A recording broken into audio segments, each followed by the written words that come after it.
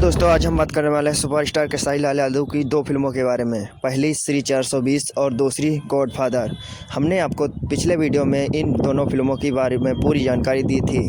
Superstar Khesari Lal Yadav की इन दोनों फिल्मों की रिलीज डेट के बारे में हम आपको पिछले वीडियो में पूरी जानकारी दी थी। आज हम आपको इन दोनों फिल्मों की न्यू अपडेट के बारे में पूरी जानकारी देने वाले हैं, तो वीडियो को अंत तक जरूर देखें। खेसारी लाल यादव की भोजपुरी फिल्में और गाने स्टेप बाय स्टेप शूटिंग होती है और एडिटिंग अच्छी तरह से होती है, इसीलिए इनको लोग काफ़ी ज़्यादा पसंद करते हैं और व्यूज भी बहुत अच्छे खासे आते हैं। खेसारी लाल यादव की ये दोनों फिल्में गॉडफादर और श्री 420 जो कि सभी सिनेमा हॉल में 2 अक्टूबर दशहरे के दिन रिलीज कर दी गई थी, जो काफ़ी ज़्यादा सभी लोग इसे पसंद कर रहे हैं।